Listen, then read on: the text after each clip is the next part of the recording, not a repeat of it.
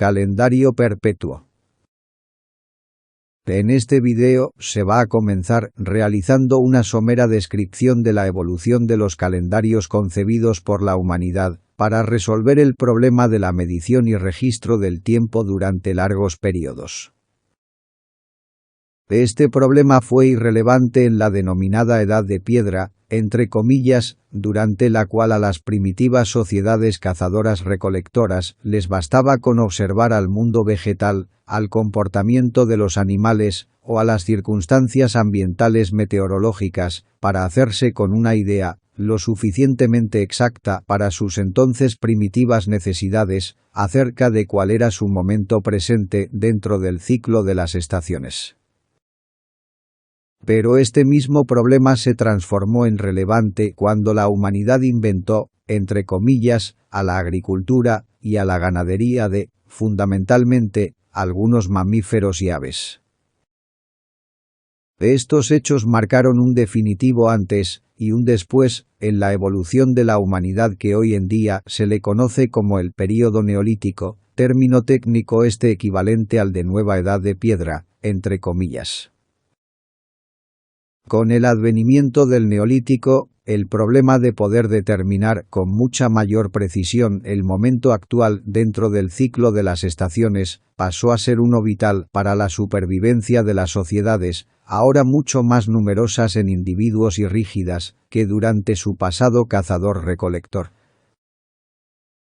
O, para decirlo de otra manera, los problemas de saber cuándo había que plantar y recoger las cosechas de los vegetales y el de saber cuándo había que criar, atender y sacrificar a los animales dentro del ciclo de las estaciones pasaron a ser absolutamente vitales.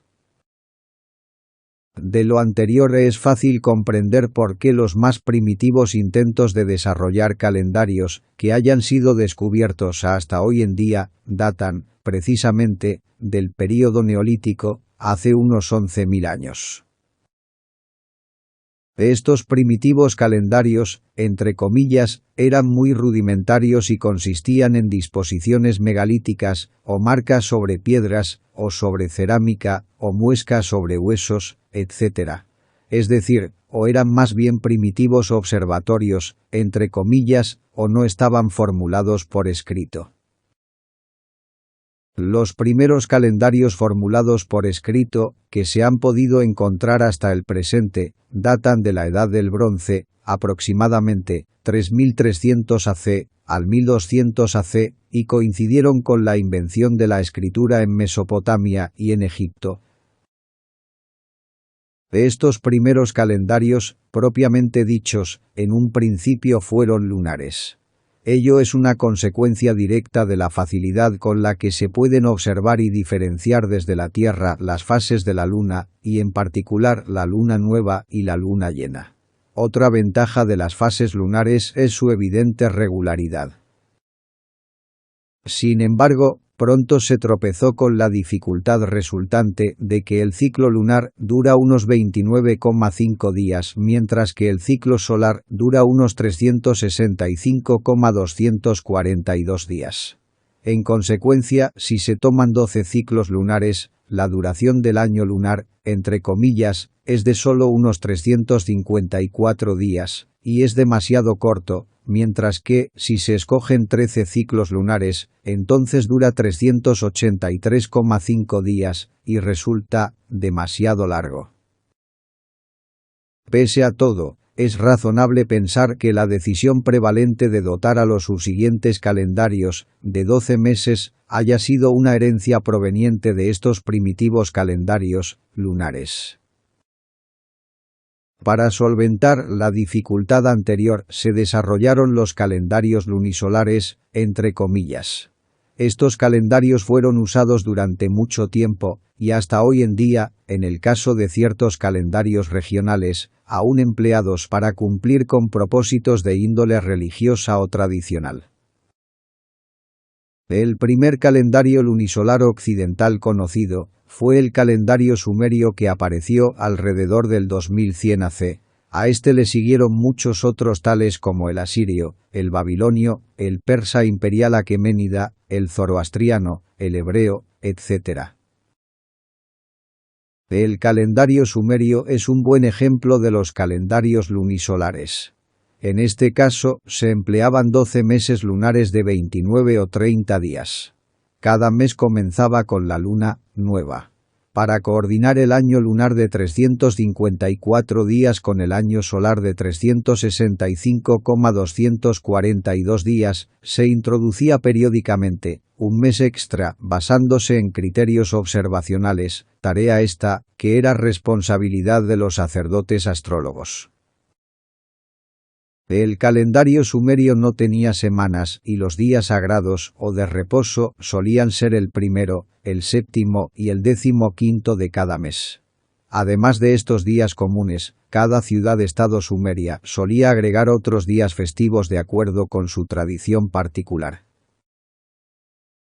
Quizás porque fue un pueblo que vivía en un desierto, alimentado por la única fuente de agua del Nilo, con un cielo casi siempre sin nubes, y dominado por un sol abrasador, o quizás porque para ellos el cuándo sembrar y el cuándo recoger sus cosechas eran actividades que tenían que estar sincronizadas con gran precisión con las inundaciones anuales del Nilo, si es que no querían perecer de hambre, o quizás porque sus noches, con un cielo casi siempre despejado, le indujo a sus astrólogos a prestar más atención al movimiento de las estrellas en la bóveda celeste, aparte de las fases lunares.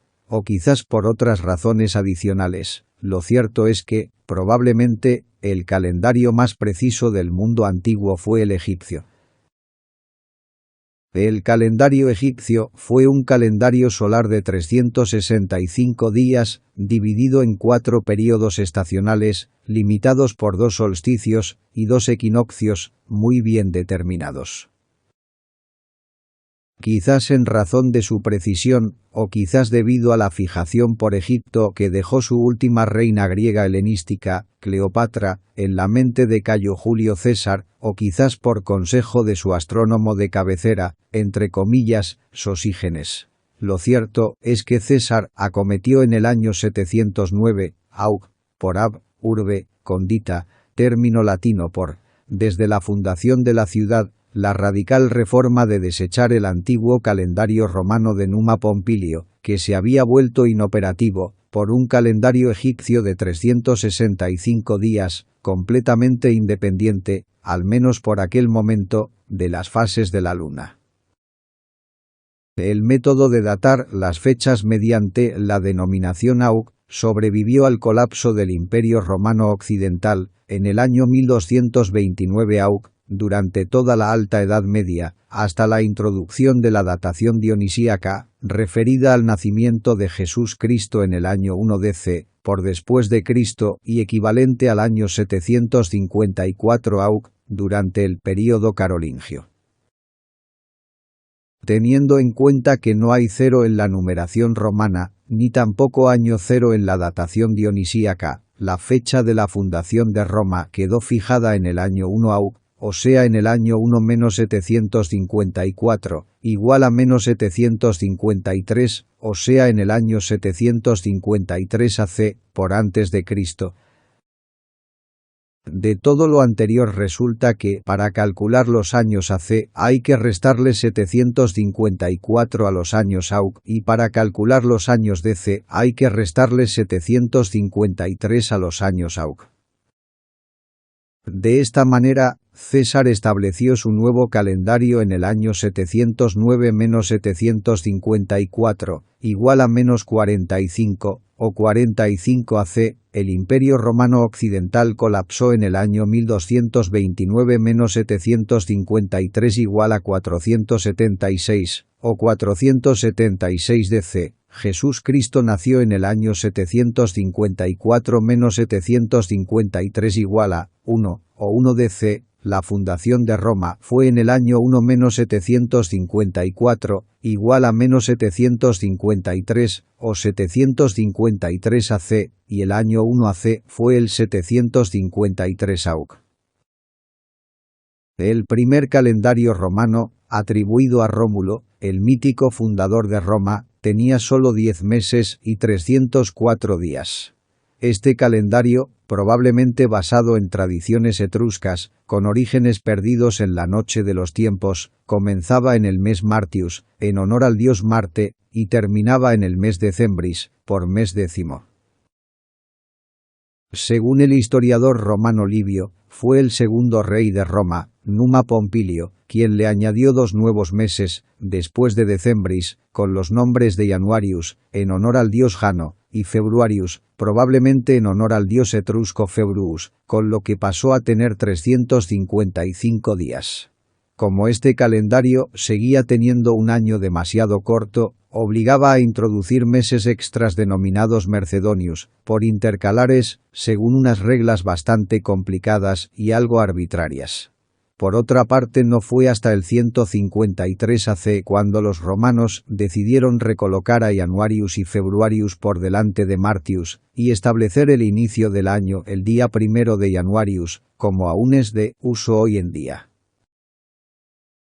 El calendario de Julio César con 365 días adjudicaba 31 días a los meses impares y 30 a los pares, pero como esto producía 366 días, se le restó un día a Februarius que quedó con 29. Tras el asesinato de Julio César, su ex pupilo Marco Antonio decidió renombrar al séptimo mes romano, Quintilis, como Julius, en honor a su antiguo patrón.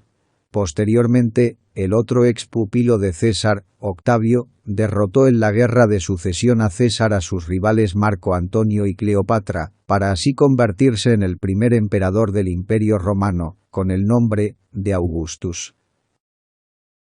Octavio no quiso ser menos que su ex patrón y renombró al octavo mes del calendario romano, Sextilis, con su nuevo nombre de Augustus, y no contento con ello, también le añadió un día más a costa de quitarle otro a Februarius, que quedó con solo 28, y todo para que su mes, Augustus, también tuviera 31, igual que Julius. También fue Augusto quien en el año 757 AUC o 4 DC introdujo la mejora del año bisiesto para devolverle un día extra a febrero cada 4 años y dejar el año medio del calendario de César en 365,25 días.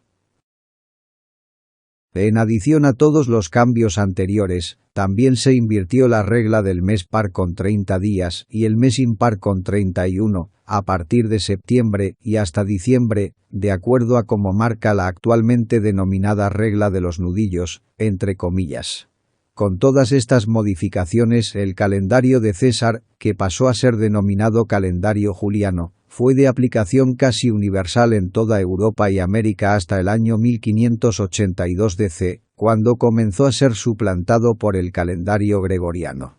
Sin embargo, el calendario juliano aún continuó en uso en algunos países hasta bien entrado el siglo XX. Aunque la costumbre de agrupar los días en semanas de 7 días deriva de antiguas tradiciones del cercano Oriente, la adjudicación de nombres de astros celestes para los días de la semana es debida a los romanos. Posteriormente, y particularmente en los países de religión cristiana católica, los nombres de los días sexto y séptimo terminaron adoptando nombres religiosos. El calendario gregoriano, un refinamiento del juliano, es hoy en día de aplicación mundial, de facto, para los asuntos seculares. La razón fundamental para la creación y posterior adopción progresiva del calendario gregoriano ha sido una de orden religioso y pragmático a la vez. Mientras que el calendario juliano establece un año de duración media de 365,25 días, la duración del año tropical o solar es de aproximadamente 365,24219 días. El año tropical o solar es el tiempo que tarda el Sol en recorrer completamente su analema visto desde el planeta Tierra. Más precisamente, el analema es la curva que describe el Sol en el cielo, si todos los días del año se lo observa a la misma hora del día y desde el mismo lugar de observación. El analema forma una curva en el hemisferio norte con forma aproximada de 8 inclinado hacia la izquierda, o de lemniscata, con su bucle superior izquierdo más pequeño que su bucle inferior derecho. Probablemente el símbolo del infinito como un 8 horizontal esté inspirado en el analema solar. El Sol cruza por su punto más elevado del analema hacia el 21 de junio durante el solsticio de verano, y por su punto menos elevado hacia el 21 de diciembre, durante el solsticio de invierno. Además, el Sol cruza, ascendiendo por la intersección de los dos bucles del analema hacia el 13 de abril después del equinoccio de primavera del 21 de marzo, y descendiendo por el mismo sitio hacia el 1 de septiembre antes del equinoccio de otoño del 21 de septiembre. Los equinoccios ocurren en los laterales del bucle inferior y a la misma distancia de ambos solsticios, el de primavera en su rama izquierda ascendente y el de otoño en su rama derecha descendente. El Sol tarda unos 140 días en recorrer el bucle superior y unos 225 días en recorrer el bucle inferior. La duración del recorrido completo, denominada año tropical o solar, es de unos 365,24219 días solares. El año sidereo, o año sideral, es el tiempo que transcurre entre dos pasos consecutivos de la Tierra por un mismo punto de su órbita, tomando como referencia a las estrellas distantes. Generalmente usado por los astrónomos, su duración es de, aproximadamente, 366,256 días siderales. Esto equivale a 365,2563631 días solares. El año sideral también es el tiempo que tarda una estrella distante en recorrer completamente su trayectoria cerrada en el firmamento vista desde el planeta Tierra. Este año sideral es ligeramente más largo que el año solar porque no está influido por el movimiento de precesión de la Tierra durante su giro, mientras que el año solar sí lo está. Por tanto, el año sideral se puede considerar como el tiempo que realmente tarda la Tierra en describir una órbita completa alrededor del Sol, mientras que el año solar no lo es. La importancia del año solar en el calendario es que está directamente relacionado con la ocurrencia de las estaciones, que a su vez están determinadas por los solsticios y los equinoccios solares, mientras que el año sideral no lo está. En otras palabras, el año sideral es interesante para los astrónomos, mientras que el año solar lo es para la gente común. Un día solar es el tiempo que transcurre entre que el Sol alcanza su punto más alto en el cielo 2 veces consecutivas, mientras que el día sideral es el tiempo que transcurre entre que una estrella distante alcanza su punto más alto en el cielo 2 veces consecutivas. El día sideral es más corto que el día solar. El día sideral equivale a aproximadamente 23,9345 horas. El día solar dura 24 horas. Nuevamente el día sideral interesa a los astrónomos, mientras que el día solar interesa a la gente común. Cuando solo se mencione la palabra día, se está hablando del día solar. Regresando al tema del calendario, resulta que el año juliano es ligeramente más largo que el año solar y, en consecuencia, las fechas solares, entre comillas, de los solsticios y los equinoccios, van adelantándose progresivamente respecto a las que les adjudica el calendario juliano.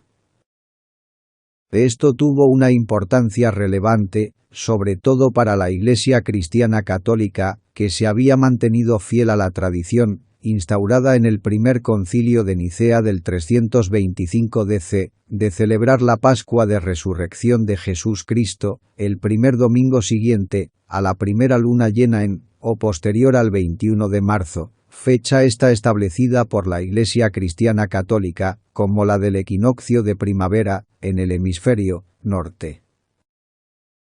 Los astrólogos, astrónomos y estudiosos europeos, desde la Alta Edad Media, ya se habían apercibido del progresivo adelanto del equinoccio de primavera boreal o equinoccio vernal, respecto al 21 de marzo del calendario juliano. Así, por ejemplo, las escrituras del venerable Bede, un monje anglosajón del siglo VIII, ya declaraban un adelanto superior a los 3 días. El filósofo inglés Roger Bacon, alrededor del 1200, lo estimó entre 7 y 8 días y el literato italiano Dante, escribiendo alrededor del 1300, ya reclamaba la necesidad de una reforma del calendario. A medida que fueron pasando los años, el aumento del conocimiento astronómico europeo y la mejora en la calidad de las observaciones, unida al incremento del desfase entre el 21 de marzo juliano y el equinoccio primaveral boreal solar, fue aumentando la presión sobre la Iglesia católica para que finalmente le diera una solución de largo plazo al problema. Ya en el año 1475, el Papa Sixto IV hizo un primer intento oficial de acometer el proyecto de la reforma del calendario juliano, bajo la dirección del matemático, astrólogo y astrónomo alemán, Johannes Müller von Königsberg, apodado Regiomontanus, 1436-1476, pero la empresa se interrumpió por causa de la prematura muerte del propio Regiomontanus. Durante los años siguientes se fueron sumando las publicaciones y trabajos acerca de la reforma del calendario, incluyendo 2 artículos enviados al Vaticano en 1515 y 1575 por la entonces muy prestigiosa Universidad de Salamanca, española.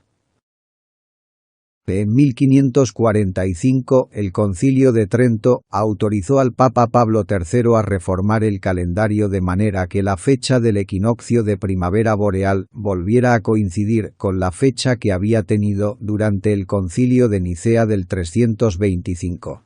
Adicionalmente, la reforma tenía que ser diseñada de tal manera que evitara la ocurrencia de futuras discrepancias, con el objeto de que en el futuro la Iglesia católica pudiera establecer, de manera consistente y precisa, la fecha de la celebración de la Pascua de la Resurrección. En 1577, la Comisión de la Iglesia Católica al cargo de la reforma del calendario emitió un compendio invitando a los astrónomos y matemáticos externos a la comisión a que aportaran sus comentarios sobre el tema. Varios fueron los que contestaron, pero finalmente se decidió adoptar una modificación de una antigua propuesta hecha por el matemático, astrónomo y médico italiano, Aloysius Lilius, o Luigi Lilio, 1510-1576. La propuesta de Lilius incluía, entre otras cosas, reducir el número de años bisiestos en cada período de 400 años, de 100 a 97, mediante el procedimiento de restablecer como años normales 3 de los 4 años bisiestos julianos seculares, es decir, aquellos cuyas fechas fueran divisibles entre 100 del respectivo período. La idea de los 97 años bisiestos cada 400 años había sido inicialmente propuesta por el matemático y astrónomo italiano, Petrus Pitatus, o Pietro Pitati, 1490 a 1567, en 1560 quien había argumentado que 97 días extras cada 400 años era equivalente a añadir 97 entre 400, igual a 0,2425 días, a los 365 días, para producir una duración media anual de 365,2425 días. Pitatus se había basado, a su vez, en una aproximación de las duraciones del año tropical o solar de las tablas alfonsíes, 1263-1272, de 365,242546 días, también del célebre sacerdote católico, matemático y astrónomo, padre de la teoría heliocéntrica, el polaco Nicolás Copérnico, 1473-1543, de 365,242552 días, y también del astrónomo y matemático alemán, Erasmus Reinhold, 1511-1553, de 365,242544 días. Las tablas alfonsíes son un libro medieval que contiene unas tablas astronómicas realizadas por iniciativa del rey castellano Alfonso X el Sabio, quien convocó a unos 50 astrónomos para elaborarlas y que muestran las observaciones efectuadas en el firmamento de Toledo desde el 1 de enero de 1263 y hasta 1272, y que consignan el movimiento de los respectivos cuerpos celestes sobre la eclíptica, con posiciones exactas y precisas. Las tablas fueron el primer conjunto de tablas astronómicas elaborado en la Europa cristiana, constituyeron el catálogo astronómico más importante hasta avanzado el siglo XVI, cuando incluso Copérnico se basó en ellas. En su propuesta, Lilius argumentó que puesto que la duración media del año juliano era de 365,25 días, mientras que la reportada por las tablas alfonsíes era de 365,242546 días, el año medio juliano era casi unos 11 minutos más largo que el año solar. Esta discrepancia resultaba en un atraso juliano respecto al Sol de aproximadamente 3 días cada 400 años. Consecuentemente, Lilius recomendó un año de 365,2425 días con 97, en vez de 100, años bisiestos cada 400 años. Para comienzos de los 1580s, el equinoccio de primavera boreal estaba ocurriendo aproximadamente el 11 de marzo juliano, en vez del 21 de marzo eclesiástico, y para corregir este atraso, Lilius recomendó eliminar los 10 años bisiestos julianos durante un período de 40 años, para un retorno gradual del equinoccio de primavera boreal al 21 de marzo eclesiástico. Una vez conseguida la sincronicidad, entonces para mantenerla bastaría conseguir la siguiente regla. Los años divisibles entre 100 solo serán bisiestos si además son también divisibles entre 400. El trabajo de Lilius fue revisado y expandido por Christopher Clavius, 1538-1612, mediante un minucioso volumen de 800 páginas. Clavius defendió su trabajo y el de Lilius de sus detractores y se transformó en el arquitecto matemático de la reforma del calendario. También fue Clavius quien recomendó que el atraso de los 11 días fuera corregido de una sola vez, en vez de hacerlo gradualmente como había propuesto Lilius, y esta resultó ser la solución que, finalmente, fue puesta en práctica. Además de lo anterior, Clavius también dirigió la reforma del antiguo método del ciclo de los 19 años del calendario lunar, para el cálculo de la fecha de la luna nueva, que para la época de la reforma se había atrasado unos 4 días con respecto a la luna nueva astronómica. Esto culminó, de facto, con la introducción de un nuevo algoritmo para el cómputo de la fecha de la Pascua de Resurrección.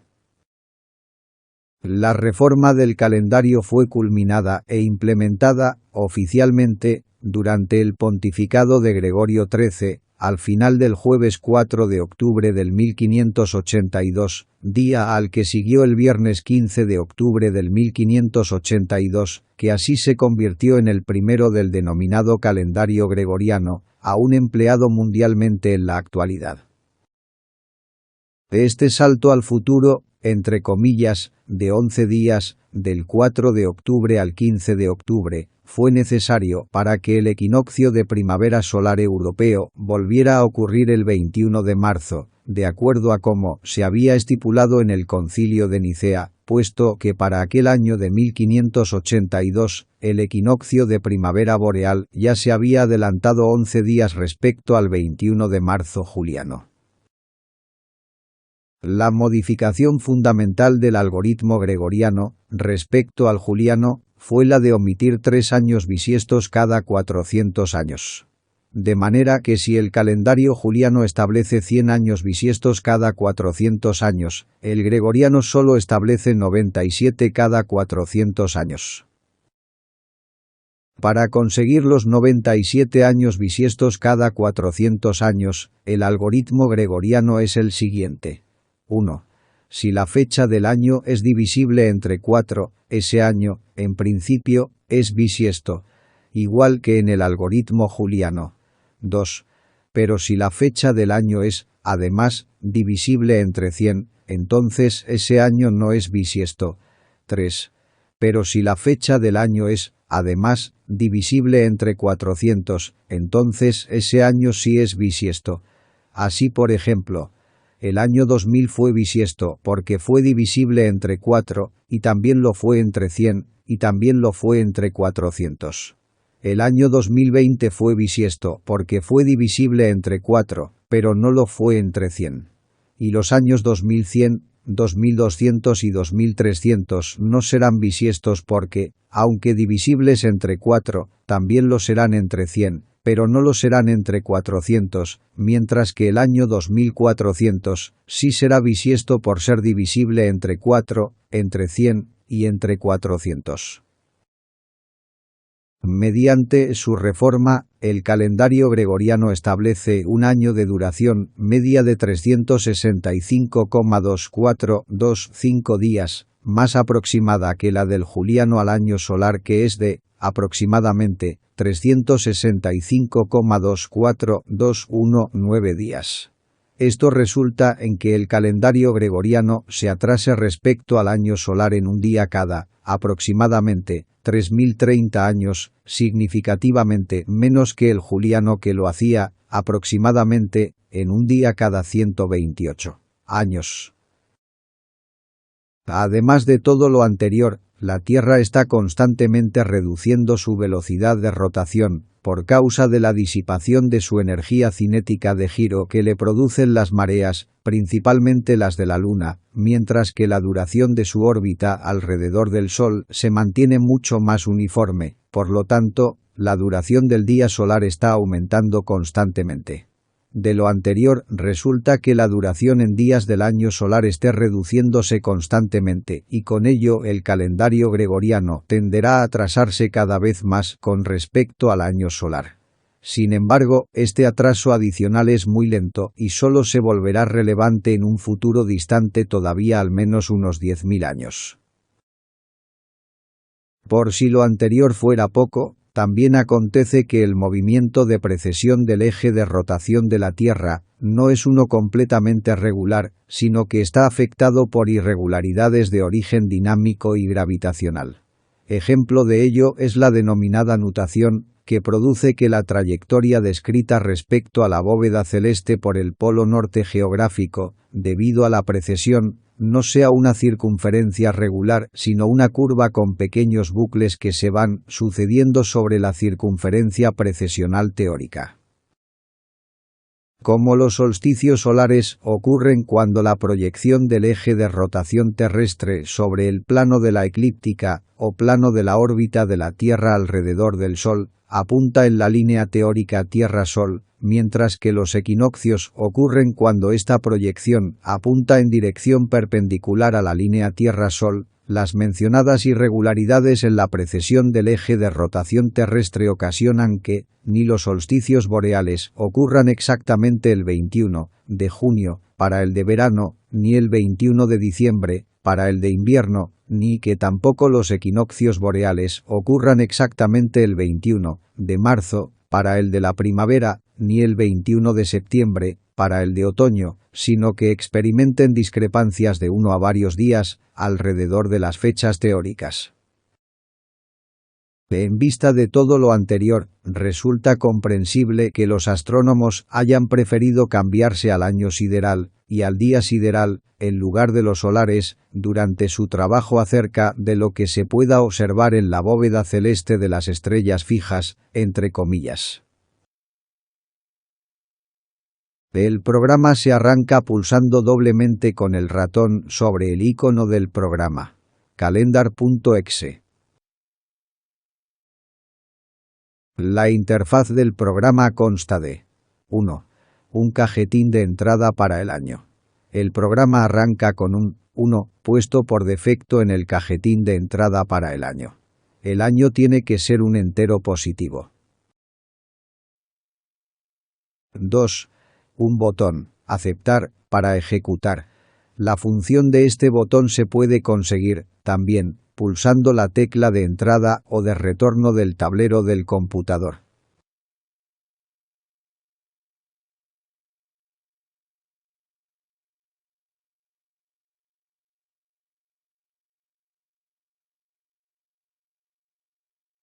3. Por ejemplo, para el año 2023. El calendario del año 2023 aparece en la salida por el cajetín calendario. El cajetín calendario se puede recorrer con el control de desplazamiento vertical a la derecha o bien picando con el ratón dentro del cajetín calendario y después usando la rueda de desplazamiento vertical del ratón.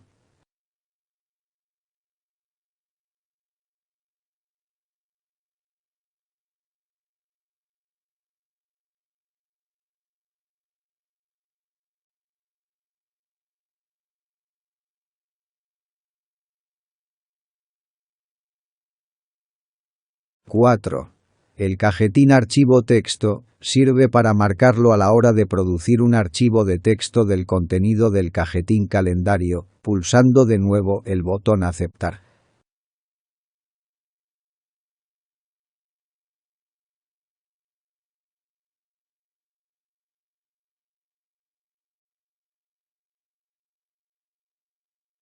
(5) El programa graba el archivo de texto en el mismo directorio donde reside calendar.exe, con el nombre cal, número del año, .txt.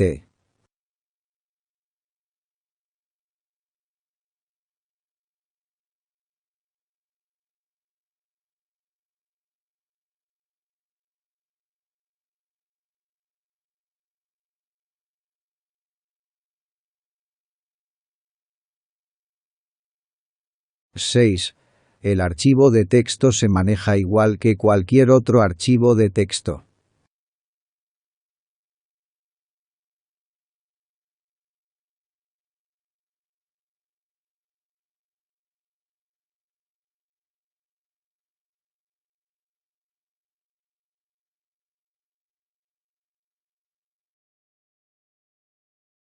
(7) El programa se cierra picando con el ratón en el botón de cerrar de la ventana Calendar.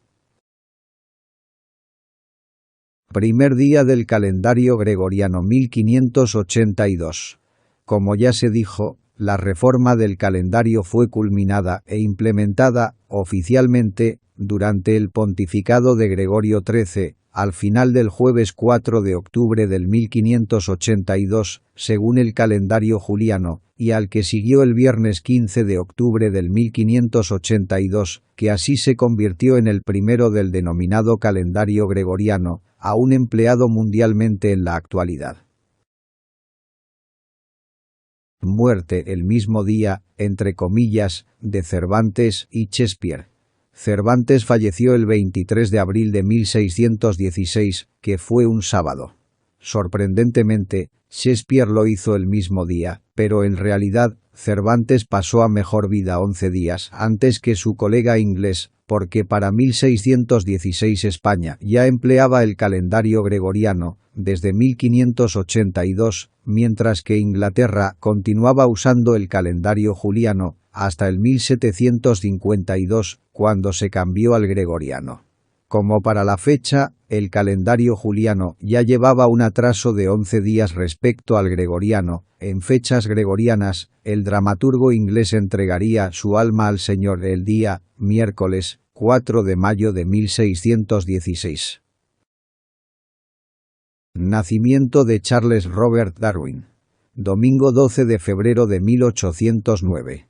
Charles Darwin ha pasado a la posteridad como el padre de la teoría de la evolución de las especies de los seres vivos, y probablemente también como el biólogo más destacado de la historia.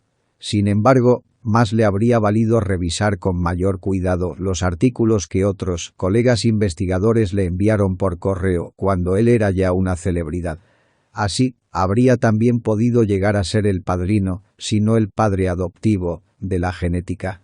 Darwin estaba equivocado acerca del mecanismo mediante el cual los seres vivos pasaban sus rasgos a sus descendientes, y así, era creyente de la teoría errónea de la pangénesis, según la cual los caracteres heredados por los hijos de sus padres eran una especie de mezcla, a partes más o menos distintas, de los de sus progenitores.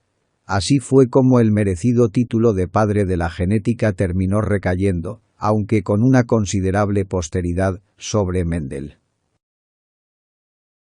Nacimiento de Gregor Johann Mendel. Sábado 20 de julio de 1822. Fue el hijo de una familia humilde que, gracias a su incorporación a la Iglesia Católica, pudo cursar estudios superiores en ciencias, hasta llegar a convertirse en un excelente matemático y, sobre todo, en un extraordinario investigador, capaz de establecer los principios seminales de una nueva ciencia entera: la genética. La hazaña intelectual de Mendel resulta más sorprendente, si cabe, al tener en cuenta que con sus descubrimientos Mendel esclareció las ideas acerca de la herencia que había tenido la humanidad desde la noche de los tiempos, y además, mediante un mecanismo cuantificable que nadie había imaginado hasta entonces. En pocas palabras, las leyes de Mendel de la herencia rezan lo siguiente. Primera ley. Es el principio de uniformidad, que dice que si dos individuos de raza pura se cruzan, los híbridos resultantes serán todos iguales. Segunda ley. Es el principio de segregación. Aquí se explica que hay ciertos individuos que pueden transmitir un carácter a sus descendientes, aunque en ellos, los padres, no se manifieste. Tercera ley. Es el principio de la combinación independiente. En su estudio, Mendel, además del color, también tuvo en cuenta la rugosidad de las semillas. Así fue como pudo darse cuenta de que ambas características no se influían mutuamente en la transmisión de la herencia genética. Sabemos que Mendel envió hasta 40 copias de su publicación a destacados científicos contemporáneos y diversas sociedades científicas. Parece extraño que no enviara una copia a Darwin. Así lo afirma la antigua directora del Museo de Mendel en Brno, actual República Checa. Darwin creía firmemente que los caracteres sometidos a evolución por selección natural eran aquellos que presentaban variaciones graduales entre los individuos. Hoy, los llamamos caracteres cuantitativos. Más aún, Darwin defendía la teoría de la pangénesis y la herencia mezclada, diametralmente opuesta a las conclusiones de Mendel. En buena lógica darwiniana, lo que Mendel había descubierto no tenía nada que ver con la evolución. Aun cuando la pangénesis fue rápidamente desechada tras el redescubrimiento del trabajo de Mendel en 1900, se mantuvo la creencia de que la genética mendeliana no podía explicar los cambios evolutivos. Fue necesario esperar hasta 1937 y la publicación del libro Genética y el origen de las especies, por Theodosius Dobzhansky, para que el abismo que separaba a genéticos y evolucionistas comenzara a cerrarse y surgiera la síntesis evolutiva. El trabajo de Dobzhansky permitió demostrar que la microevolución, la variación dentro de una especie, y la macroevolución, la variación entre especies, tienen la misma base: los genes mendelianos.